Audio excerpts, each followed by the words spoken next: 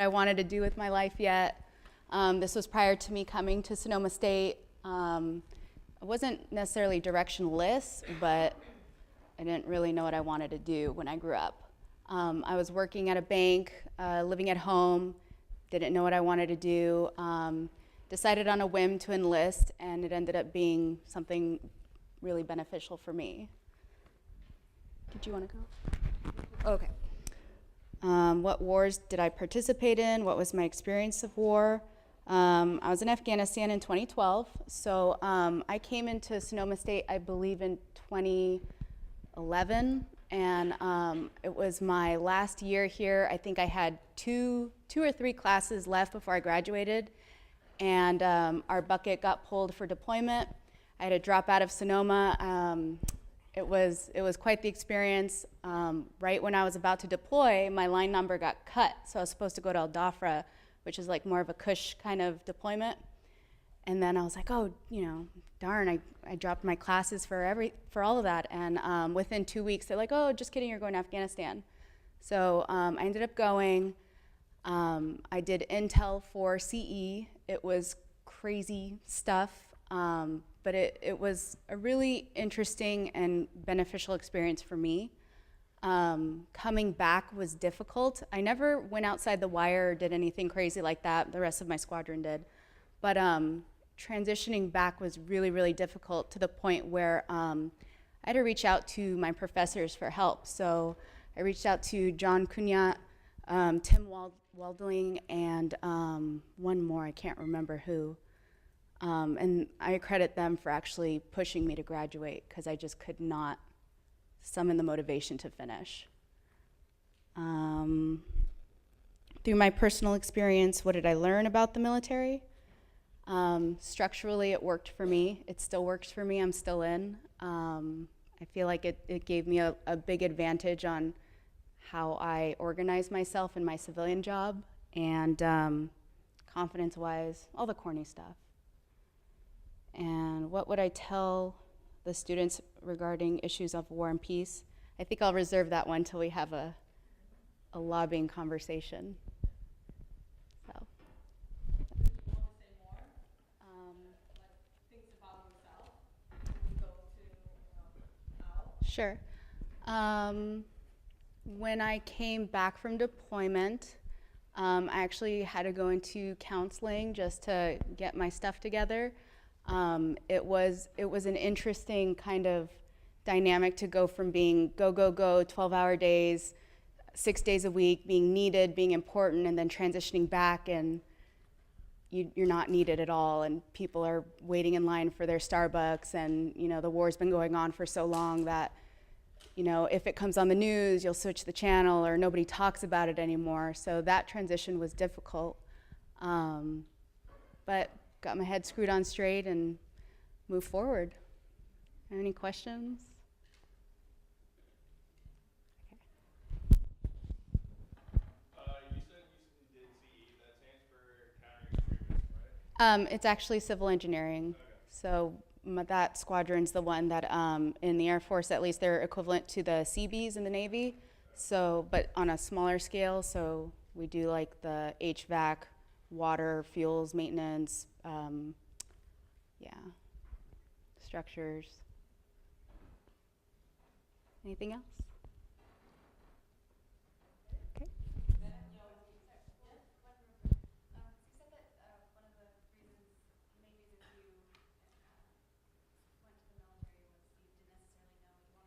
Yep.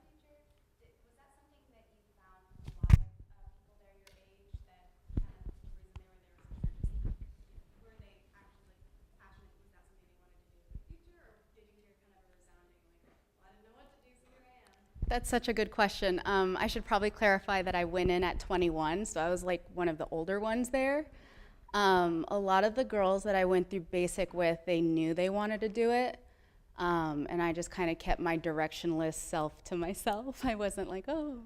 After coming out of basic and spending a year helping out my reserve unit on active duty orders, I realized like, oh, I should probably go to school and get my stuff together. So I do attribute joining to pushing me to finish my education, get my stuff together. I ended up getting a really good job, so it helped.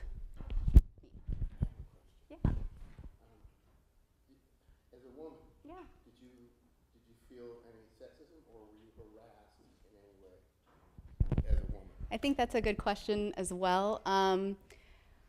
Probably, but the way it's kind of our, what's the right word? It's accepted, it's the candor, it's the humor in the military. So I don't necessarily take it as harassment or sexism or anything like that. It's just, if you want to hang, you got to hang. So I'm probably what most people would find offensive, I'd just laugh. So. How does family react to you enlisting yourself in the military? They hated it. I actually didn't tell them what I was doing, and I actually left November 3rd, 2008, I believe. Yeah, and they didn't know, so I got my one phone call on Thanksgiving, and I'm like, hey, guess where I'm at? I'm in boot camp, and my mom was super upset. But they've come to let that one go, and they're proud, and their only thing about it was they wish they could have came to the graduation, but I kind of wanted to keep that for myself and just have that for me. So. So, I think we want to talk about a lot of issues of world peace, collectively Yep. linked, Sure. I'll do one. Go ahead.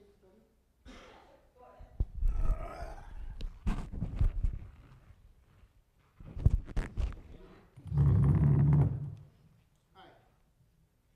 Hi. Hi. Who's voted? All right. For those of you that haven't voted, are you taking any classes because you have to take them in order to graduate? Are you doing that? Well, let me just tell you, my friend, that you should vote because, can I swear? Yeah. Because some asshole is making a decision about your life and doesn't even know you exist.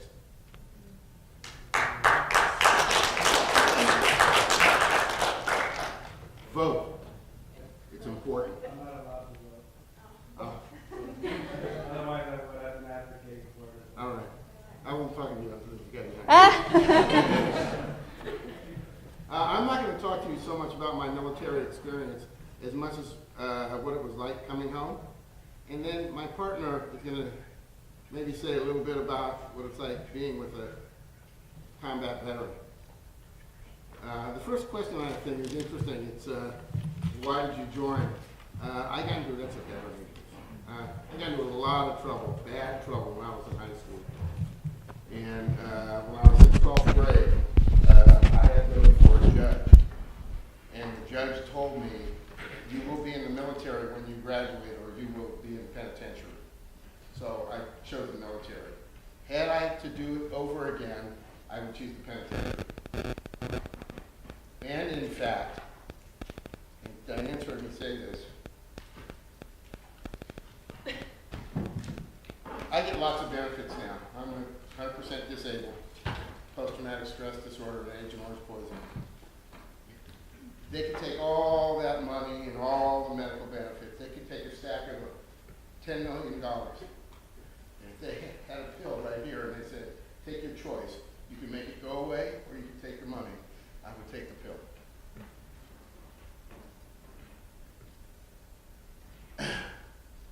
When I came home from Vietnam, you have to understand it was a completely different era.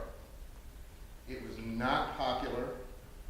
In fact, people spit on us. I did not personally get spit on, but I absolutely know many people that did get spit on, veterans. It was, in fact, the VA. My father, about 2 weeks after I got out, I got a fever. I went up to 102 degrees. And my father took me down to Fort Miley, which is the VA hospital in San Francisco. And they wouldn't see me because Vietnam wasn't a war. They said, no, come back next week if we have time, we'll see you. But we have these other people that are, they fought in a real war.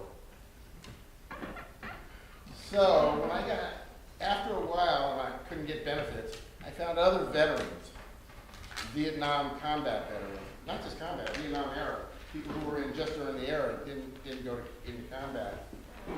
And they were not getting benefits. We could not get help. We were portrayed on television as baby killers. We were chronically mentally ill. We were violent. We were, and people just wouldn't get, people did not want to deal with us. Believe me, trust me when I'm telling you this. And including the VA, including the government that sent us there. So a group of veterans got together and formed an organization, actually two groups, one in San Francisco, a man named Jack McCloskey, who's passed now, he died from Agent Orange poisoning, and several people here in Sonoma County, and formed an organization called the Flower of the Dragon. The organization in San Francisco was called Swords of the Plowshares. Those two organizations were the very first Vietnam Veteran Service organizations in the country. We filed lawsuits against the Army to do away with Agent Orange. They did. We filed lawsuits against the VA to treat people for Agent Orange. They started to. We filed a lawsuit against the VA to make post-traumatic stress disorder an actual disability, combat disability. It is. And in fact, the very first case where post-traumatic stress disorder was used as a legal defense, a man named Chuck Pettibone went into then Congressman Don Clausen's office and held his secretary and guard, they had a guard, hostage, because he lost both of his legs in Vietnam and wasn't getting any kind of benefits. And he went in there and was holding them hostage. The Santa Rosa Police and the Sonoma County Sheriffs called people from the Flower of the Dragon to talk to Chuck, who I know, out and down. And we got him out and down. And that was the first time, as his legal defense, that post-traumatic stress disorder, PTSD, was used as an actual legal defense and became part of, then, of the DSM-3.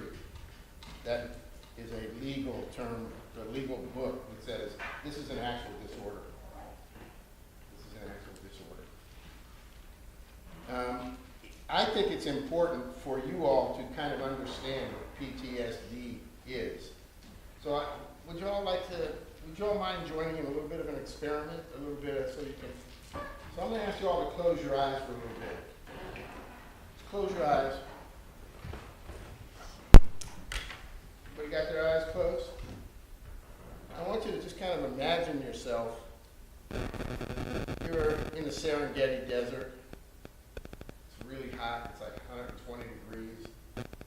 You're walking around and you're thirsty. It's hot. And you find this cool little pond of water. And you kneel and you're sipping water and there's bushes all around. It's kind of pretty. And one of the bushes shakes a little bit and you notice it and then you go back to drinking and that bush shakes again. And all of a sudden a lion jumps out. And it's coming right at you. How do you feel? Somebody tell me how you feel. Open your eyes. Somebody tell me how you feel. Scared? Scared. Somebody tell me what you do when you're scared. Run. You run? What, anybody else? Anybody else feel scared? Panic. Huh? Panic? Fight or flight. Fight or flight? That is not PTSD. That is not post-traumatic stress disorder. Now I'm going to ask you to close your eyes again. Everybody got their eyes closed? I want you to imagine yourself again. It's a year later, a whole year later. It's 120 degrees. You find a little pond and you're sipping water and you notice one of the bushes shake. How do you feel? Scared. What do you do? What do you do when you're scared? Panic? Okay, so do you run? Do you stay and fight? Do you freeze? What do you do? As you're running away, this time you look over your shoulder and it's not a lion that comes out, it's a bunny rabbit. That is PTSD. You go through a traumatic experience. Either you perform the task, which I did, or you were the recipient of the task, a hurricane, a woman who's walked down a dark alley and God knows what has happened. You've gone through a horrendous experience, and that experience is tattooed on your brain. It doesn't go away. And every time you have something that reminds you of that experience, you will have that same feeling come up. I guarantee it. I guarantee it. If you've gone through a major fire and all of a sudden you smell smoke, you kind of go, ooh, what's that? That's PTSD. That's exactly post-traumatic stress disorder.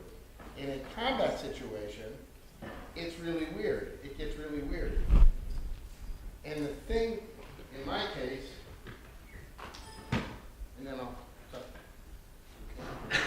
In my case, I got Agent Orange, and I was the victimizer. I was not the victim. And that's the thing that's hard to live with. So when they ask me, by the way, I want to go back to something that was said in one of the movies about the suicides. 58,100 and about 50 Americans lost their lives in Vietnam. 58,100 and a handful. Over 250,000 Vietnam veterans have committed suicide. What's the message there? What is the message in that? Well, for me, the message is, they tell us that the worst thing that can happen is dying in a war. Well, for 250,000 men and women, surviving the war was worse. So bad that they couldn't live with it.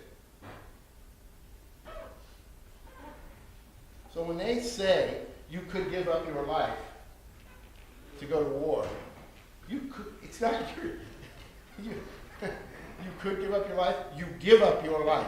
Your life as you knew it is over. Your partying days are gone. Forget it. You're coming home and talking to Bob or Susie or whoever your main squeeze might be. That shit's over, man. That shit's over. I am 66 years old. This is my first long-term relationship. I've never held a job for more than 2 years. 2 years. That's the aftermath of war. That's the aftermath that when you sign on the paper, they don't tell you about. And you know what I'm talking about, and you know what I'm talking about, and you know what I'm talking about, and she knows what I'm talking about. It's over. Life is, as you know, as you thought it was going to be, without help. The last thing I want to say before I ask Diane to say just a few words is, please don't ever come up to me and say, thank you. Because if I extend that sentence out, it's, thank you for doing something that I wouldn't do. You want me to go? Fuck off, you go.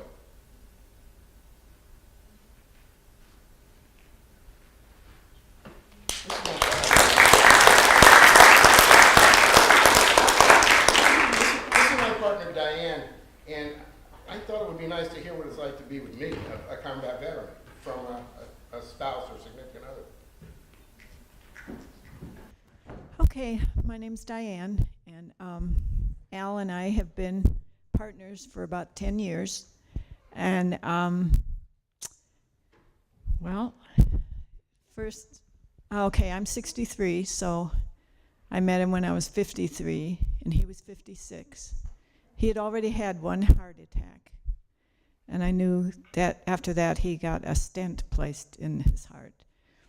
And there's been no major heart problem since, although, well, I might get into that later. I think chronic stress has been hard on his body, definitely. I'm a nurse by training and worked as a nurse for 29 years. I retired about a year and a half ago. And so when I see Al, and when I met a lot of his friends in the last 10 years, and some of them are vets, I see chronic stress written on their faces. And so I do you want to actually, do you mind? Okay. Do this? Yeah. Otherwise, every time you breathe, then it punctuates. Oh, I see. Okay. Does that? No, it doesn't work. Yeah. Yeah. Okay. All right. If you work now. Okay, so anyway, I've never been asked to speak at a forum like this before, and Al just asked me yesterday, I think. And I said, okay. So I'm involved with a fantastic guy. You know, he's really, well, I fell hard for him, and I tried not to because, well, I was scared.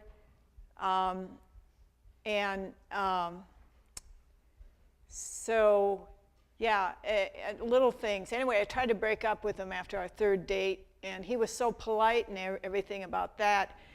Because he's such a dynamic guy, I thought he was going to really bug me.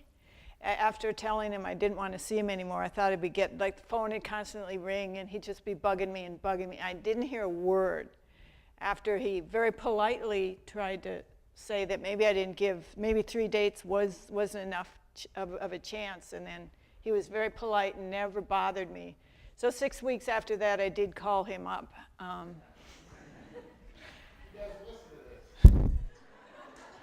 And it went exactly the way I knew it was going to go, because I could see what a great guy he really was and how much fun I had with him. So I fell hard. I fell in love hard. And because he's interesting and smart and funny and creative and dynamic and wow, everything I knew was going to bowl me over, and it did.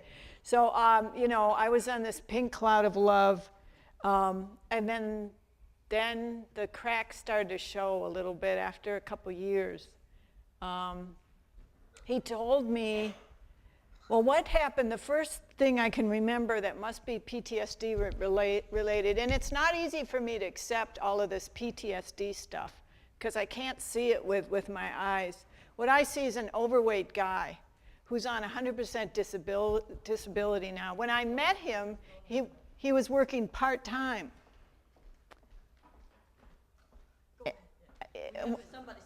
Okay, when I met him, he was working part-time, and I was resentful about that. I had been working 40 hours a week to support myself. I've been doing that since I was practically out of high school, just because of my own traumatic, rough upbringing. I wasn't able to find a husband and have kids, which I'd always wanted, so I met him. He's working part-time. How does he get to do that? And then he told me he was applying for disability. And I thought, why? Well, he mentioned the heart and Agent Orange, and all I can think is, you just need to lose weight. And around the time he told me he was applying for disability, I saw the first symptom of possible PTSD as well, and that was we went into a restaurant. It was a burger joint, and there was a very meek Chinese woman, waitress, kind of trying to seat people in their turn. There were 2 entrances into the restaurant, so it was a little confusing. There was a lineup, it was a popular place. Who should be seated first?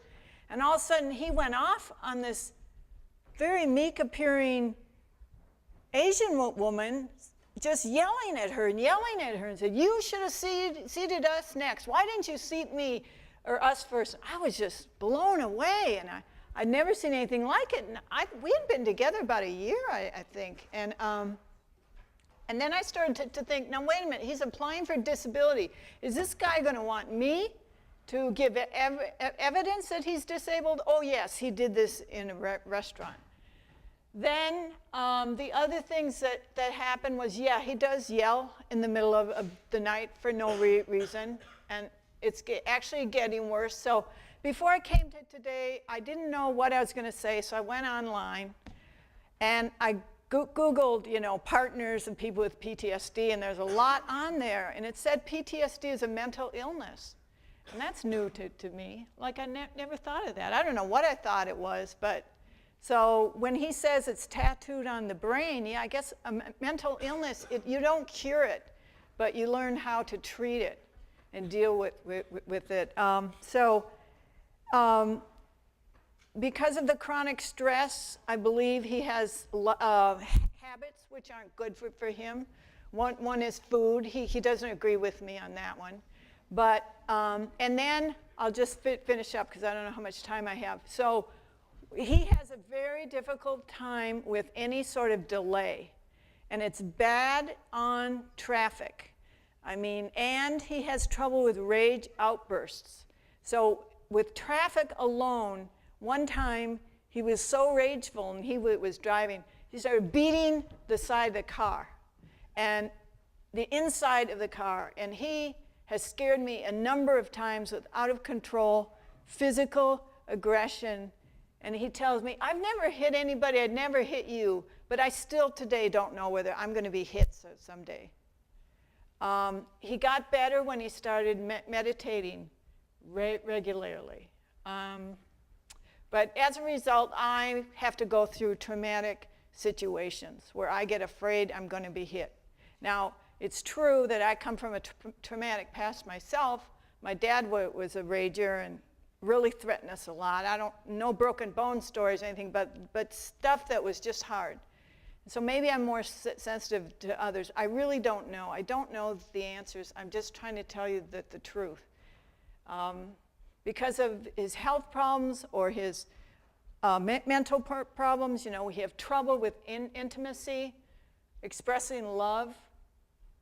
And I think that's basically what I wanted to say, that it's stressful for me from time to time, but the flip side of it is I fell in love with somebody who even today I really believe is the sweetest, most generous, considerate, kind, caring man that there is. And online it seems like that's the way all the vets are described by all these women who are typing in all this stuff, and I could tell you more. Lying, compulsive lying about small stuff, but how do I trust a man who lies about the small stuff? I don't know. If I can think of anything else. Oh, selfishness, what was mentioned online.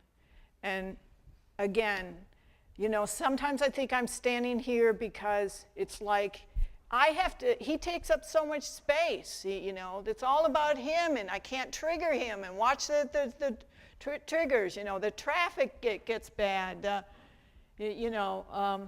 at least I'm not late for when he picks me up, so we don't get those kind of outbursts. But yeah, it all gets, he's working on it. The reason this relationship has lasted 10 years, could partly be our age. We're at an age when we realize everybody's got baggage.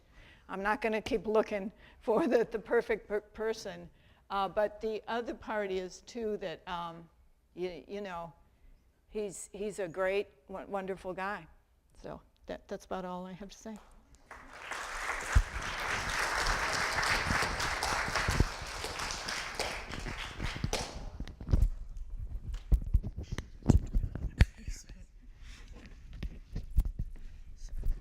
So, Al, do you want to keep this? We have a third speaker that we are doing via Skype. So sorry for the interruption.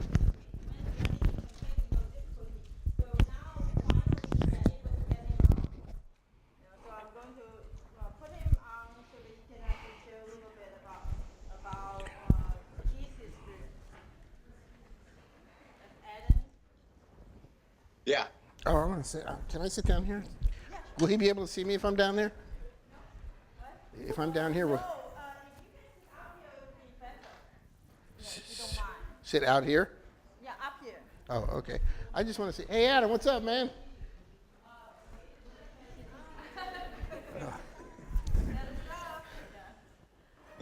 Okay, so you're here. Good. And has somebody actually, underlined This is the third time I've done this with him. Second with you.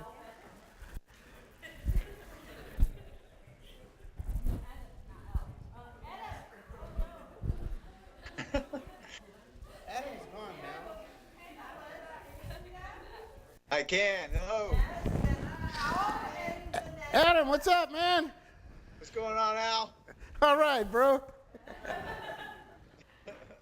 Sorry for the delay in all the cell phone craziness, but we had an earthquake out here. I thought I left earthquakes behind when I left California. Wow. So everything's kind of haywire over here.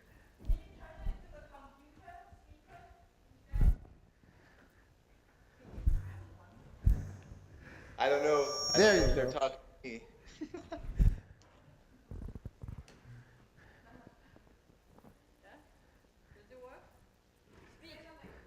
Hello.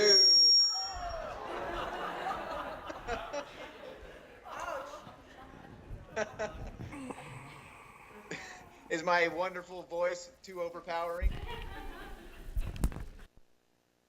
Can you all hear him? So it's good now, you can speak. Okay, I am speaking. You just want me to start talking, or did you have a question? Hey Al, let me know, what were you guys talking about before I got hooked up here? Sorry, your name? Vanessa was talking about her experience in the military and what it was like being a woman in the military a little bit.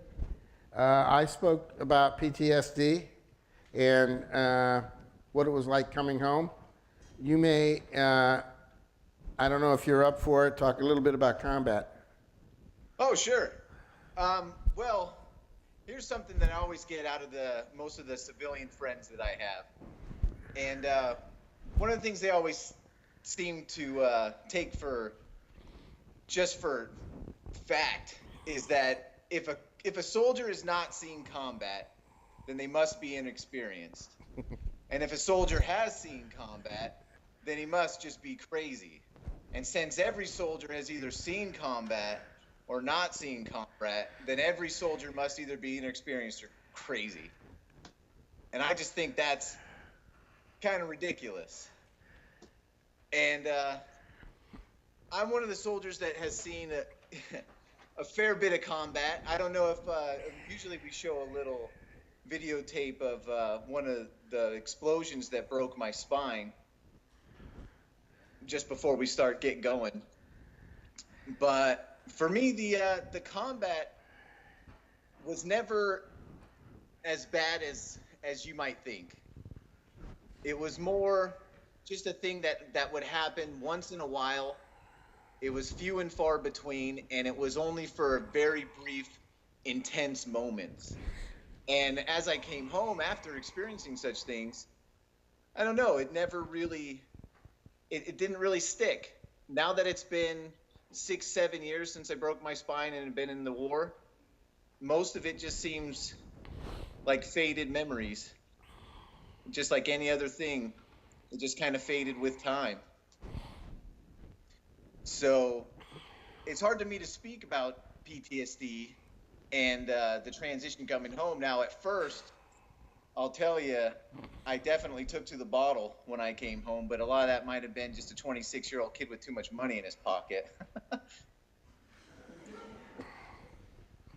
And I spent a lot of time at the bar. I spent a lot of time with friends trying to cope with some of the things that we saw and some of the things that we did. But in the end, I don't know. I feel like I've transitioned fairly well. I feel like if it wasn't for the breaks in my spine and the breaks in my knee, I could probably be a contributing member of society. But until then, I'm going to pretend to be a writer with my English degree and just say that I've been published but not paid, so I'm aspiring, right? All right. Hey, now I can see you. All right, man. Hi.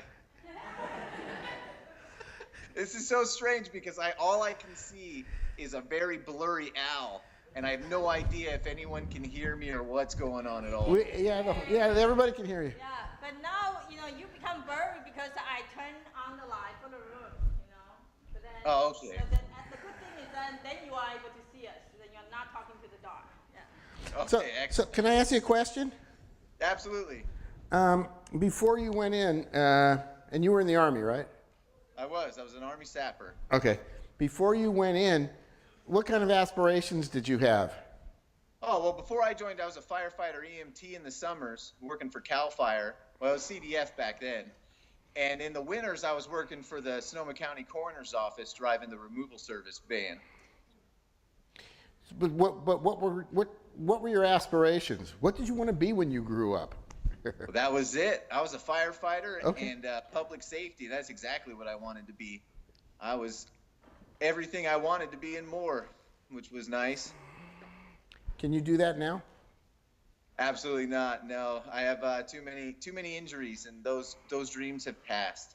Now I do research for books by living in the Rocky Mountains for long periods of time. Hence the scruffiness I got going on right now. I just got back today. Oh, where were you?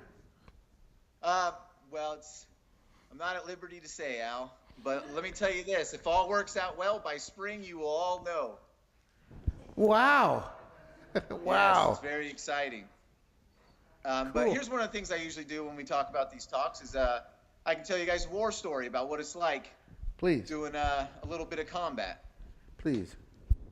So here's one. All right. One day we were driving through a town called Sharona. All right. And it's narrow streets, high-rise buildings, lots and lots of people, and they don't really have the same traffic laws as we do, whereas we have lines in the road and all try and stick to our sides, whereas they just kind of drive down the street and you just go where you can go.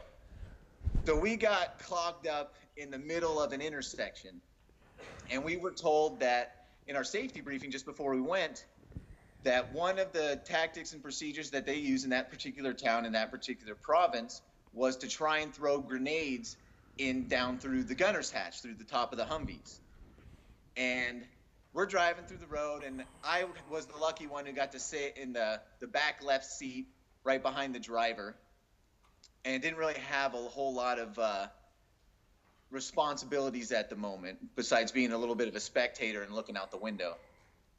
And off to the left, which was, the 9 o'clock position there, I see a little kid come running up, and he's got both of his hands clasped like he's holding a rock or something, and I can see it's something kind of heavy.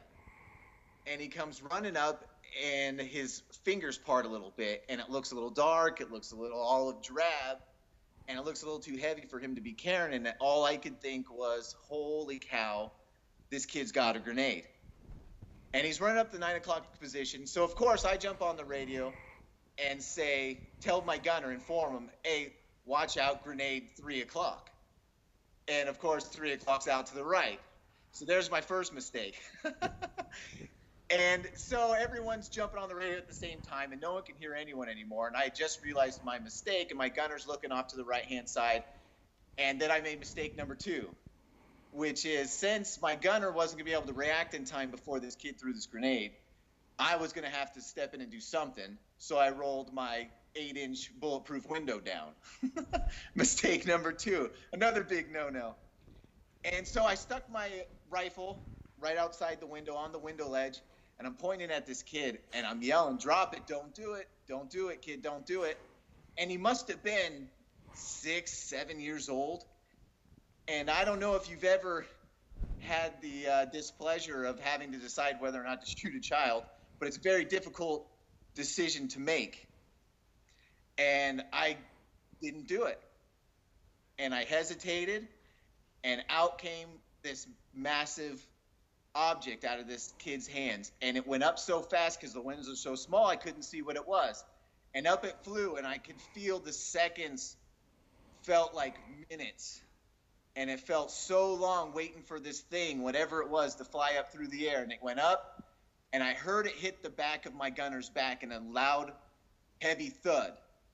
And then it came down, smack right down next to me, and hit the ground, and it turned out just to be a rock. And that is something that I have definitely thought about, and it definitely haunts me, because I don't know if what I did was right. Now, on one hand, I didn't shoot a little kid.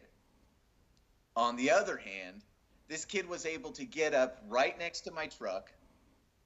I gave the wrong directions. Then I failed to protect the truck, and he was able to throw a rock-sized a grenade-sized rock, down through the gunner's hatch into my truck. And had that been a grenade, and had he been wanting to murder us all, he would have succeeded. Absolutely would have succeeded. So now I ask you, what do you think? Did I make the right call, or did I blow it? What do you think, Al? I think you're all alive. I think I'm alive too, but you see my point there. I do. Right? That's That's a decision I had to make in a split second. Right. And it felt like a lifetime. And it could have gone either way. It really could have gone either way. And it's hard for me to reconcile whether I did the right thing or not. It really, really, truly is. And I don't know. I don't have an answer. But that's definitely something that can haunt someone. And I think that's one of the things that they talk about when they say PTSD. But the way I look at it is, I think anyone in that situation would mull that moment over for the rest of their life. Absolutely. Absolutely. And I have a hard time considering that a disorder. That just seems a part of life. Can I say something about that? That's Absolutely. the one thing I wish they would just call it PTS, because I don't think it's a disorder either. It's very orderly. It's very orderly. It's the way the human body operates. It's what the mind does. So I don't think it's a disorder. I don't think I'm mentally ill. I don't think Adam is mentally ill. I don't think any of us up here are mentally ill. Yeah.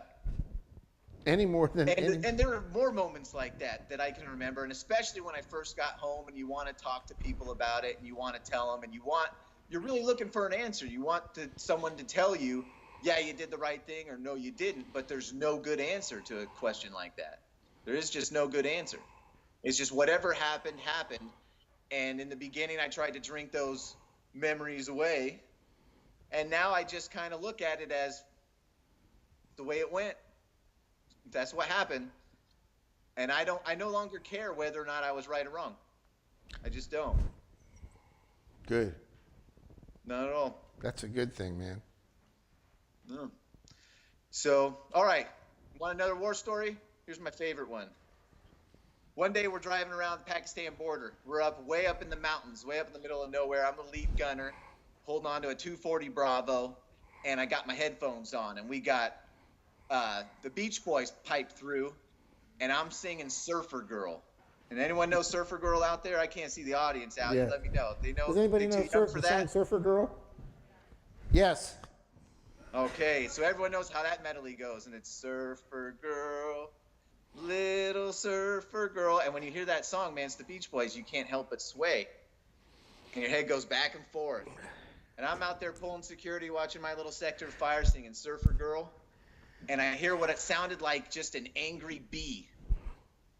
And I thought, oh, man, the MP3 player's skipping. And I said, hey, guys, fix that thing. It's Surfer Girl. We don't want to mess this song up. I'm grooving up here.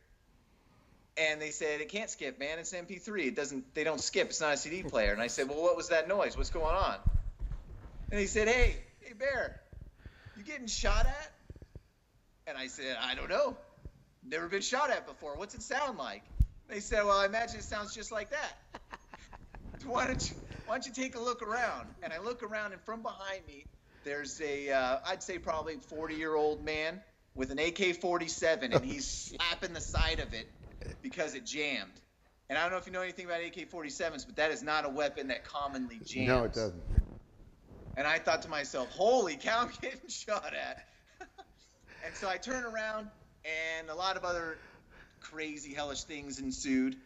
And once it was all said and done, I grabbed the side of my head, and the radio just fell apart in my hand. And it just disintegrated. And Surfer Girl saved my life.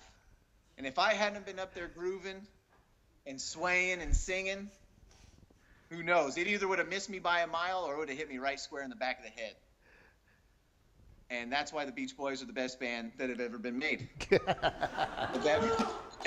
Best group ever put together right there, Beach Boys.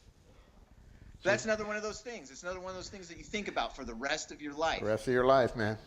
The rest of your life. And every time a wasp flies by or a bee or a really loud fly, it makes me jump a little bit.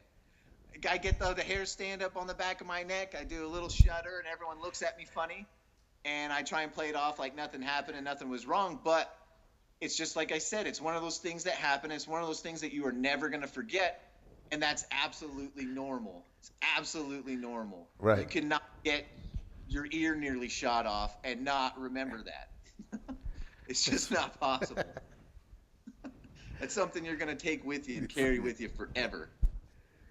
And these are just split decisions we had to make. They're split decisions and just fractions of seconds in life that just seem to have more meaning now. And you have a little more knowledge about how quick somebody can turn and snap and go from friend in a crowd to enemy in a second, or just some guy standing on the side of the road staring at sheep to combatant, and you just don't know.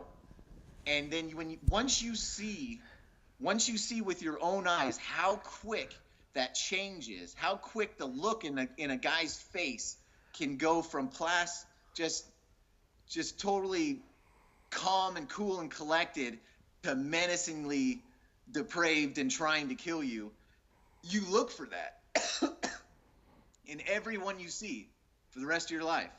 And you look for the signs because you know that how quick it could happen.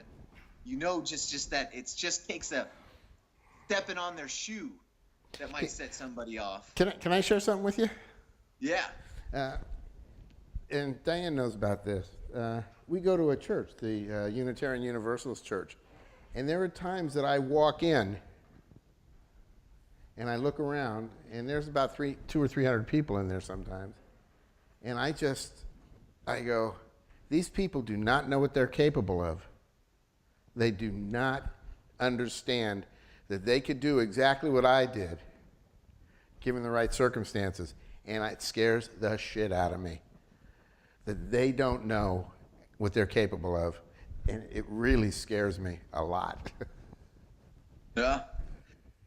Yeah, but see, the way I look at it is once you see it and once you're able to start recognizing that in other people, guys like you, Al, are a little more prepared than the average person. Yeah, well, absolutely. You can recognize it, and you can react a heck of a lot faster while everyone else is staring at them going, what is happening right now? What's this crazy change happening in this person?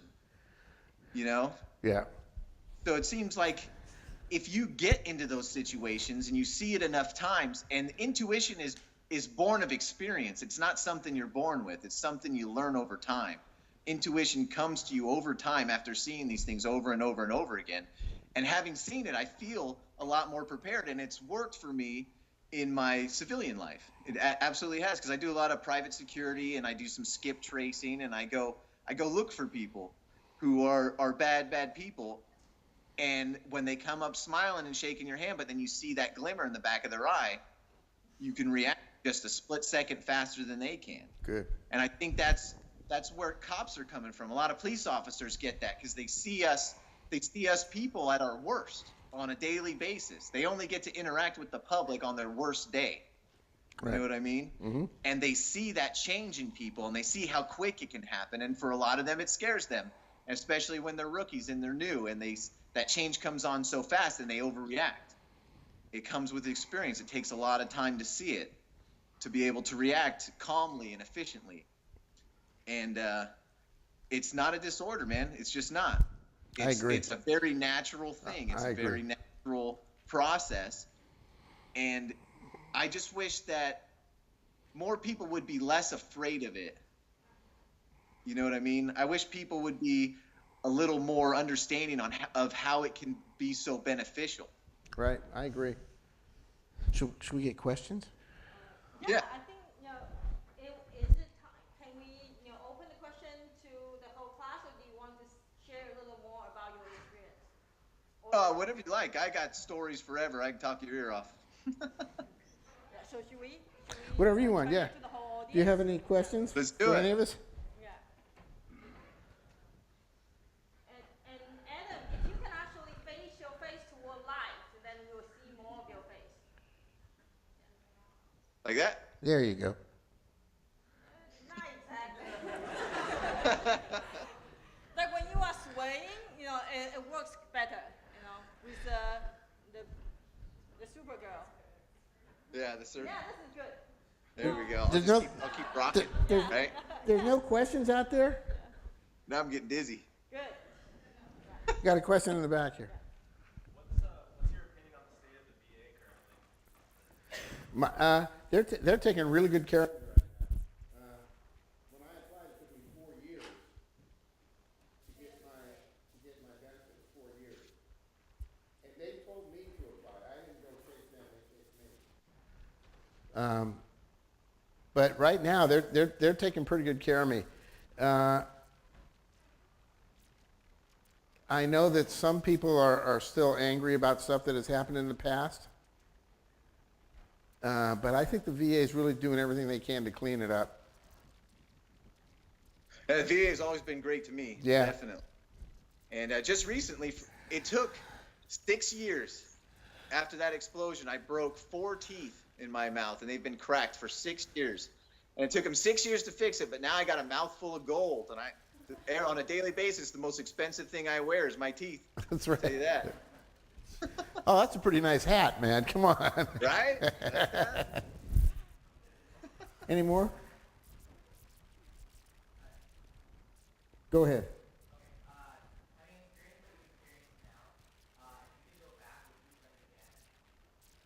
Me? No. Like I said, if they could offer me $10 million, and if they can give me a pill that would make it go away, I would choose the pill. I don't like living with this the way I live. And a student asked if will you do it again? Would I do it again? Absolutely. I was a sapper, and what that means is I was a combat engineer, or let's say I was a fighting force on the ground that got to use explosives, and we had freedom of movement to make the decisions we needed to make.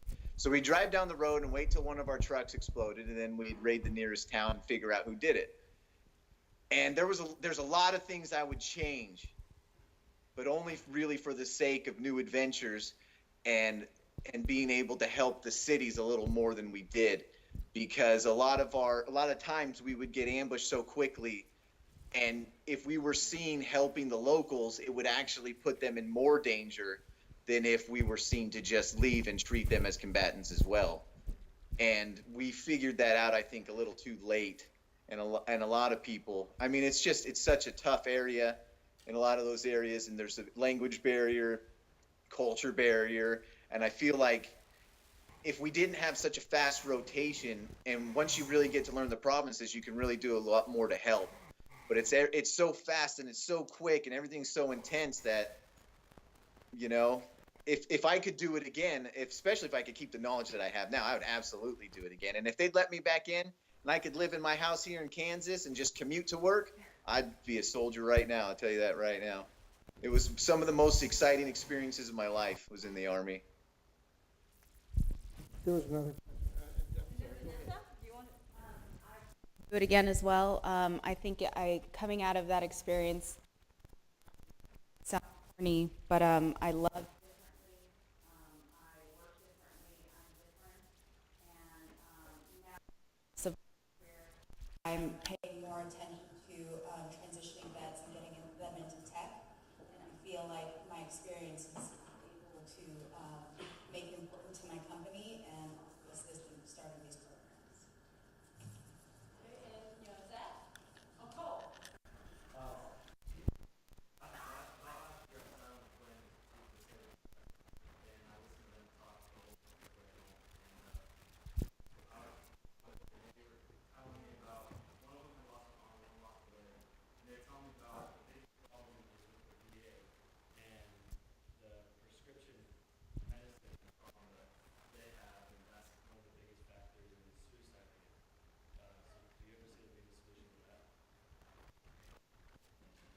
There's several different questions in there personally. The thing about the suicide rate, how can I say this? If you want to stop the suicide rates, you stop sending people into combat. Period. That's the only way it's going to stop. Now, somebody like Adam, who I admire immensely, doesn't have that problem. But from my era, over 250,000 people. It's the only way you're going to stop that is as far as the drug, are you talking about drug overdoses from the VA or? Well, my main question was, how do you stop the VA handing out this pill and that pill for all these different problems that you have? Because they were talking about how you get hooked on them, you can't get off them, and they just keep feeding them to you. You get a different doctor. No, you tell the VA, you can do that. I have a doctor that I see because I said, I don't want to see this one, I don't want to see this one, I don't want to see this one. So they gave me this one. The VA has been pretty understanding for me. I think stopping it and remediating it are two different questions, because if you don't want it to happen anymore, be over there, right? But if we're trying to remediate, I think a really big component to veterans back to where they need is a good support system. And not every veteran has that. Not every veteran is able to, hold a relationship, have friends, or even open themselves up and talk about their experience. It's difficult. But those that have a support system, friends, family, significant others that can help them through that. I know that I help my fiance. I can tell when his moods are different. I can tell when he's up, he's down. He has a support system. I think that having loved ones involved and not, you don't have to tell them every nitty-gritty detail, because some stuff you can't, but as you reacclimate and learn their moods and how they process things, you can help.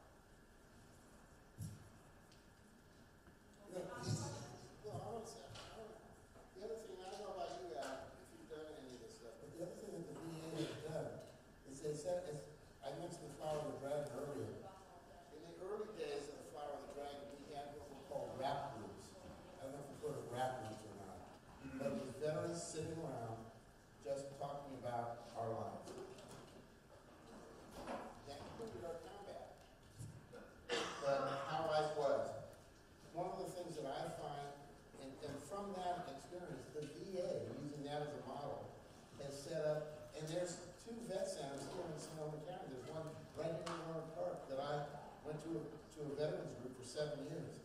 That helped me immensely. Just to be able to talk to other vets really helps a lot for me. I don't know about you.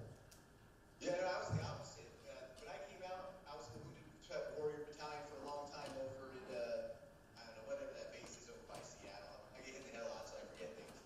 And they must have given me 25 different pills to take every day. I mean, they were handing them out like it was candy. And then I'd sneak off base and I'd go to the clubs and I'd drink a lot.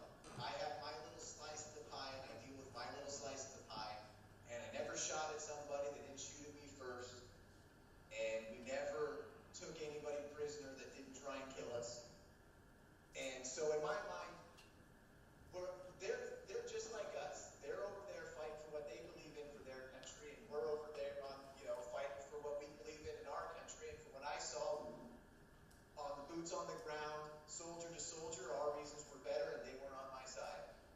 And that's just the way it was. As far as Vietnam goes, that was a different era. I think Diane and I are probably the only ones that lived through that era. So it was thrown in our face constantly, the morality of that war. And so I thought about it a great deal while I was there. How do you guys feel about all the rhetoric that's being used about veterans in this election? Do you guys identify with it, or do you think it's just being used to the political advantage of the candidate? That's a good question. Did you hear the question? Adam? About the Candidates using veterans? Yeah, you know, politics, I hate politics. I voted today, but I was voting for the same person, that's myself, because if I don't know who he's going to. And I voted for you.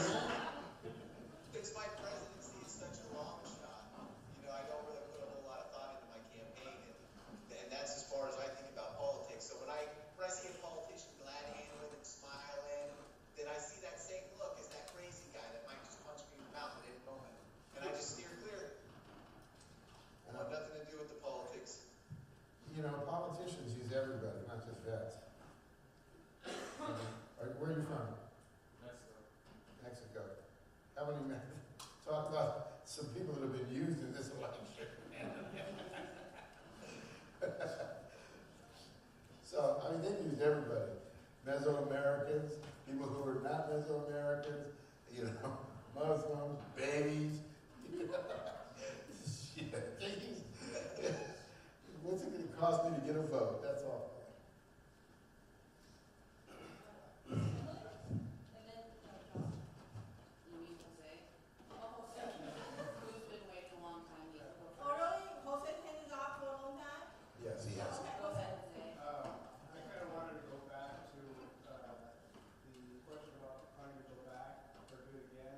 I think it's interesting that the two younger, like the two other members of the you said you would want to go back, and something we discussed earlier in the semester is involved in technology and the difference in how we conduct work. Do you think that's an influence to why you guys want or would want to do it again?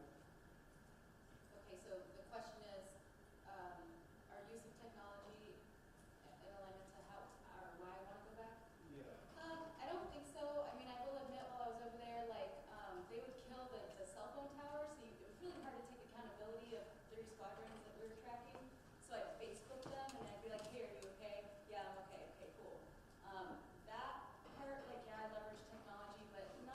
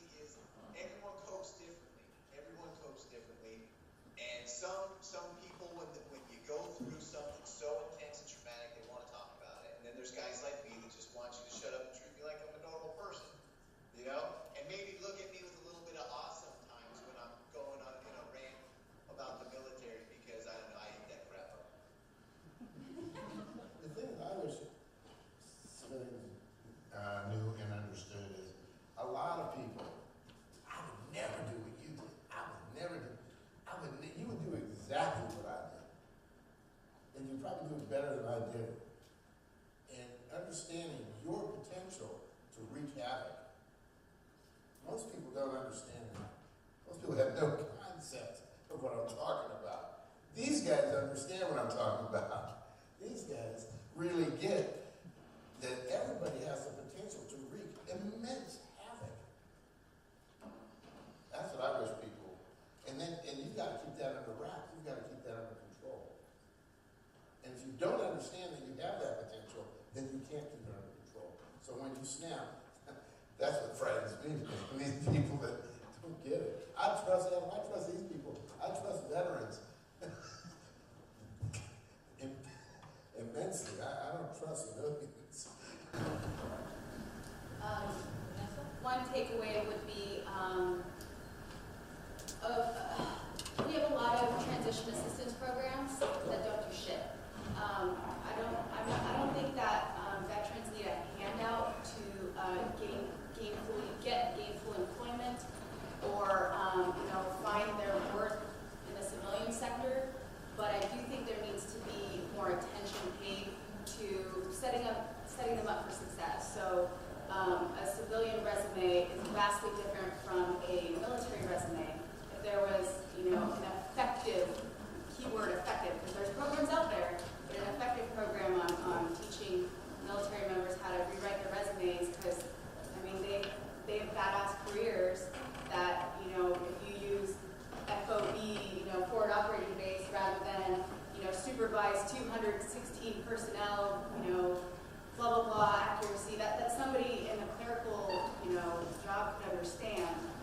That's one thing I really feel like there's a lot of accomplishment, there's a lot of supervisory and leadership, experience that doesn't get accurately translated, and then they're not employed for a long time.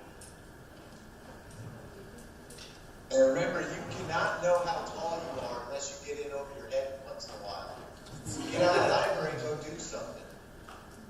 You'll be amazed at what you can do once you start pushing yourself. There was a question. Yeah, bouncing off of Paul's question earlier, what's your opinion on Trump's comment about the king having a war hero in his capital? Mine or all of us?